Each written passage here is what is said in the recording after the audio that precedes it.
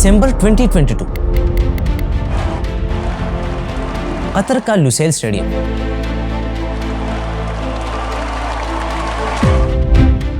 Messi अपने world cup की trophy को चूमता है और पूरी दुनिया चीख उठती है कि the debate is over, Messi ही फुटबॉल का असल बादशाह है। लेकिन क्या वाकई एक सिंगल मैच, एक सिंगल ट्रॉफी 20 साल की स्ट्रगल का फैसला कर सकती है? जो फैसला है इसी डिकेड के दो बड़े बड़े स्टार्स मेसी और रोनाल्डो के बीच। YouTube पर आपको हजारों वीडियोस मिलेंगे जो आपको गोल्स, ट्रॉफीज और असिस्ट दिखाकर ये फैसला कर देते हैं। लेकिन नहीं, वेट, आज हम उन पुरानी स्टेट्स का रोना नहीं रोएंगे। आज हम उन्हीं पुरानी स्टेट्स को ऐसे एंगल से देखेंगे जो दोनों तरफ के फैंस को अभी तक मालूम नहीं है। तो आज की इसी इन्वेस्टिगेशन में हम 3 पॉइंट्स डिस्कस करेंगे। नंबर फर्स्ट, द बायोमैकेनिकल्स मॉन्स्टर्स, जो दोनों खिलाड़ियों के दरमियान उनकी बॉडीज का असल राज बताती है। Number second, the system paradox, कि किसको ज्यादा असिस्ट मिलता है और वो किस तरह खेलता है। And number last, the marketing game, जो दोनों तरफ के फैंस के साथ 20 सालों से खेलता हुआ आ रहा है। तो अपनी दिमाग से निकाल लीजिए अपनी गॉड्स की लॉयल्टी और आइए शुरू करते हैं हमारी investigation. Messi for me. Always fly under the radar. Of course, I'm hoping you caught the sarcasm.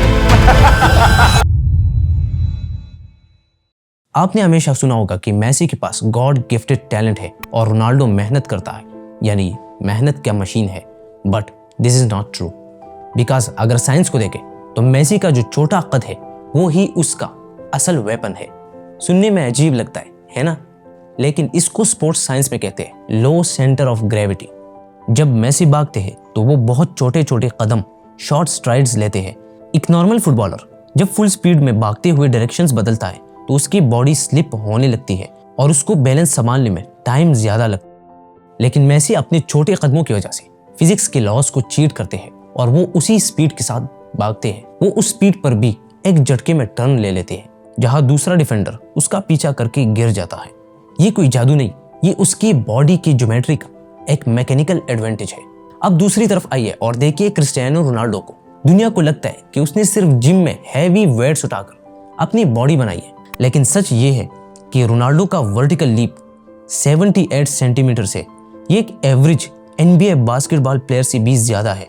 तो जब रोनाल्डो हवा में जंप लेता है तो उसकी थाई मसल एक सुपर कार की इंजन जितना प्रेशर जनरेट करते हैं और वो हवा में ऐसे रुकता है जैसे ग्रेविटी उस पर कोई असर ही नहीं कर रही।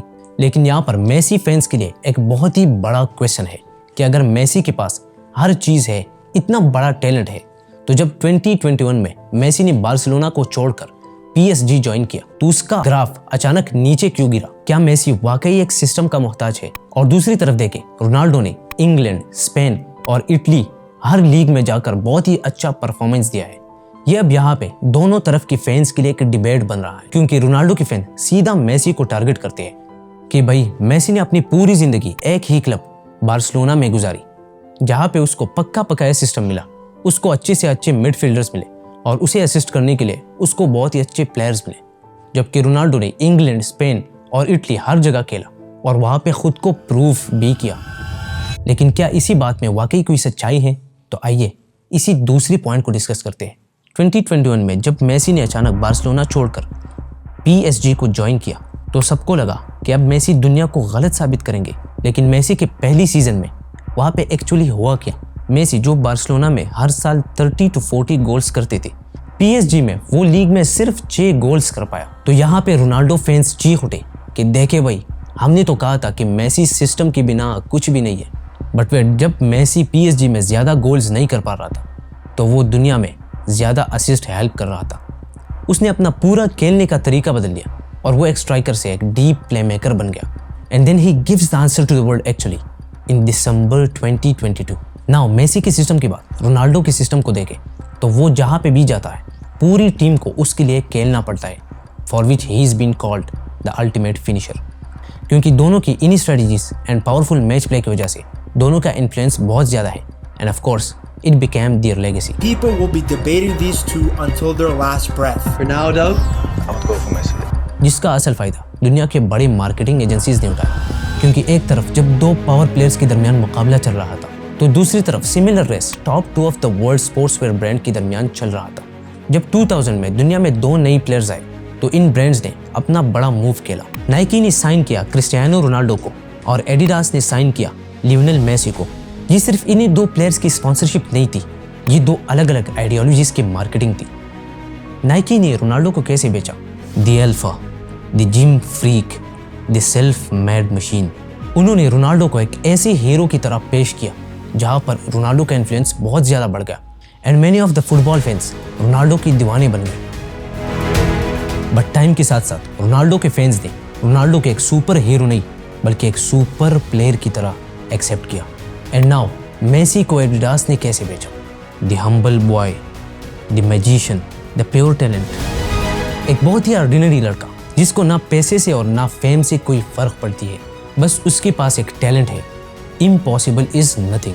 मैं और आप टीवी पर और सोशल मीडिया पर जो नैरेटिव देखते हैं वो अचानक नहीं बने, बल्कि इन ब्रांड्स ने करोड़ों रुपए खर्च करके हमारी दिमाग में फिट किया है। क्योंकि जितनी ही ये फैंस आपस में लड़ेंगे उतनी ही हमारी शूज़ और हमारी शर्ट्स बिकेंगे।